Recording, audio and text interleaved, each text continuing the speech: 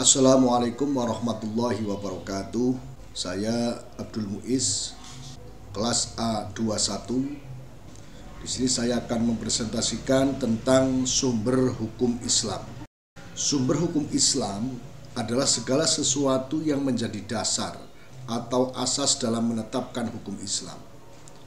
Memahami prinsip-prinsip hukum Islam sangat penting dalam kehidupan sehari-hari. Sumber hukum dalam Islam tidak hanya menjadi dasar panduan hukum, tetapi juga merupakan bagian integral dari identitas dan keyakinan umat manusia. Sumber hukum dalam Islam itu ada 4. Yang pertama adalah Al-Quran, yang kedua adalah hadis, dan yang ketiga adalah ijma, dan yang keempat adalah qiyas. Yang pertama yaitu Al-Quran. Al-Quran adalah kitab suci agama Islam yang diyakini oleh umat muslim sebagai firman Allah Subhanahu wa Ta'ala yang diturunkan kepada Nabi Muhammad SAW melalui perantara malaikat Jibril. Al-Quran itu merupakan sumber utama hukum Islam, dan segala hukum yang tercantum di dalamnya itu bersifat mutlak dan tidak dapat dirubah. Al-Quran itu memuat berbagai macam ajaran, termasuk ajaran tentang akidah, ibadah, akhlak, muamalah, dan hukum. Ajaran-ajaran dalam Al-Quran tersebut bersifat universal dan berlaku untuk semua umat manusia tanpa memandang ras, suku, bangsa, dan bahasa. Jadi, Al-Quran itu berperan sangat penting dalam pembentukan hukum Islam. Ketika para ulama menemukan ayat Al-Quran yang mengandung hukum, mereka itu akan langsung menerapkannya. Namun, jika mereka tidak menemukan ayat Al-Quran yang spesifik tentang suatu hukum, maka para ulama menggunakan metode istinbat untuk menetapkan hukum tersebut. Contoh ayat hukum dalam Al-Quran, yaitu salah satunya yang terdapat dalam Surat Al-Baqarah ayat 43. Bismillahirrahmanirrahim. Aqimus salata wa atuz zakata warka'u ma'ar raki'in. Yang artinya, dirikanlah salat, tunaikanlah zakat, dan rukuklah beserta orang-orang yang ruku. Ayat-ayat hukum dalam Al-Quran tersebut hanyalah sebagian kecil dari banyak ayat-ayat hukum lainnya yang terdapat dalam Al-Quran. Al-Quran merupakan sumber hukum Islam yang sangat lengkap dan komprehensif, dan memuat berbagai macam hukum untuk mengatur kehidupan umat manusia dari berbagai bidang. Sumber hukum Islam yang kedua yaitu hadis. Hadis secara harfiah berarti perkataan, percakapan, atau perbuatan. Sedangkan secara terminologi, hadis didefinisikan sebagai segala perkataan, perbuatan, dan ketetapan Nabi Muhammad SAW yang dijadikan landasan syariat Islam. Hadis memiliki peran penting sebagai sumber hukum Islam selain Al-Quran. Hadis itu berfungsi untuk menjelaskan, menyempurnakan, dan memperjelas hukum-hukum yang telah ditetapkan dalam Al-Quran. Selain itu, hadis juga berfungsi untuk menetapkan hukum baru yang tidak diatur dalam Al-Quran. Kalau dalam hadis, itu memiliki otoritas yang berbeda-beda, tergantung pada tingkat kesahihannya. Hadis sahih itu memiliki otoritas tertinggi. Selanjutnya diikuti oleh hadis hasan, kemudian hadis dhaif, dan terakhir hadis maudhu. Contoh hadis yang terkait dengan hukum seperti hadis yang diriwayatkan oleh Abdullah bin Umar radhiyallahu anhu. Ia berkata, Rasulullah SAW bersabda, "Salat itu tiang agama. Barang siapa mendirikannya, maka ia telah mendirikan agama.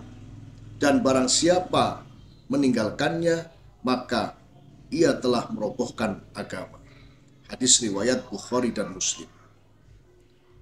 Hadis tersebut itu merupakan contoh kecil dari banyaknya hadis yang terkait dengan hukum Islam. Hadis tersebut menjadi sumber hukum yang penting bagi umat Islam dalam menjalani kehidupan sehari-hari. Sumber hukum Islam yang ketiga yaitu ijma.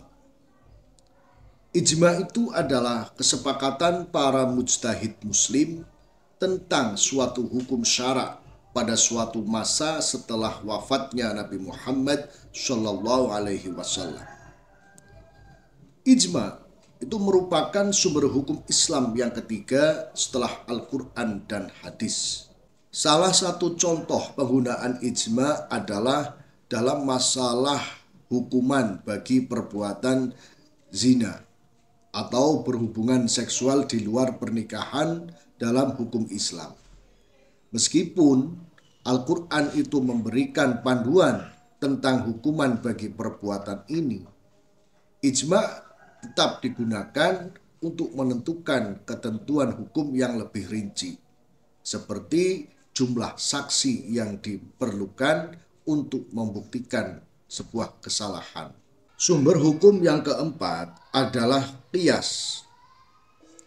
Qiyas adalah menyamakan suatu peristiwa yang belum ada sumber hukumnya dengan peristiwa yang sudah ada sumber hukumnya. Qiyas merupakan sumber hukum Islam yang keempat setelah Al-Quran, hadis, dan ijma. Sebagai contoh, penggunaan qiyas dalam hukum Islam. Hukum jual beli saham itu dikiaskan dengan hukum jual beli barang dagangan. Kemudian ada hukum jual beli barang yang rusak, itu dikiaskan dengan hukum jual beli barang yang baik. Kemudian ada hukum utang piutang, dikiaskan dengan hukum jual beli. Jadi ijma dan qiyas itu merupakan dua sumber hukum Islam yang penting. Keduanya digunakan untuk menjawab permasalahan hukum yang tidak ada sumber hukumnya secara eksplisit dalam Al-Quran dan hadis.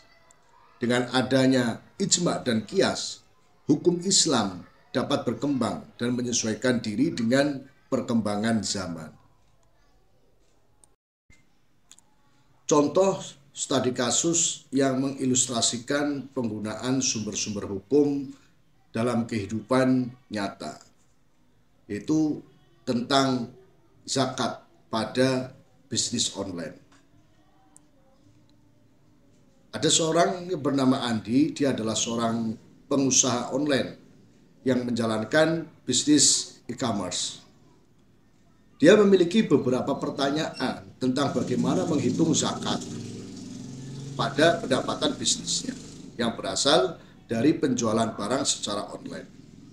Kemudian dia memutuskan untuk mengkonsultasikan beberapa sumber hukum Islam dan mendapatkan panduan. Seperti dalam penggunaan sumber hukum dari Al-Quran.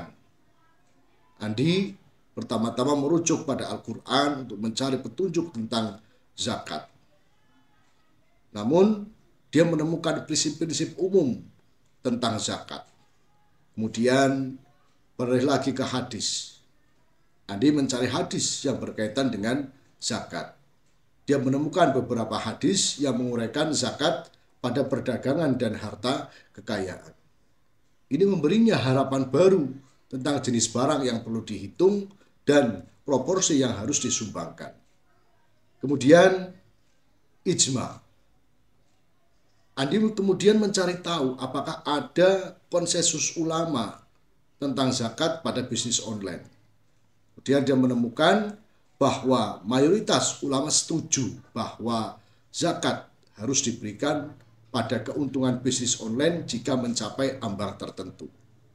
Kemudian kias atau analogi. Meskipun tidak ada petunjuk langsung dalam sumber-sumber utama, Andi menggunakan kias untuk membuat analogi antara bisnis online dan perdagangan konvensional. Sehingga dia menyimpulkan bahwa prinsip-prinsip zakat yang diterapkan pada perdagangan juga dapat diterapkan pada bisnis online. Jadi setelah mempertimbangkan semua sumber-sumber hukum, kemudian Adito memutuskan menghitung zakat pada pendapatan bisnis online berdasarkan proporsi keuntungan yang telah ditentukan. Dalam contoh ini, Adi menggunakan sumber-sumber hukum Islam, termasuk ada hadis, Al-Quran, ijma, dan qiyas. Untuk apa? Untuk membuat keputusan tentang bagaimana ia harus memenuhi kewajiban zakat dalam konteks bisnis online. Ini adalah contoh yang konkret tentang bagaimana sumber-sumber hukum Islam diterapkan dalam kehidupan nyata untuk mengatasi masalah praktis dalam bisnis dan keuangan. Sekarang ke pertanyaan diskusi. Pertama, apa perbedaan antara Al-Quran dan hadis sebagai sumber hukum? Kedua, bagaimana proses ijma dan qiyas digunakan untuk membentuk hukum Islam? Dan yang ketiga, bagaimana sumber-sumber hukum Islam beradaptasi dengan perubahan zaman? Kesimpulannya, dalam konteks hukum Islam, sumber hukum memainkan peran kunci dalam membentuk dan mengatur norma-norma. Al-Quran sebagai sumber utama bersama dengan hadis, ijma, qiyas.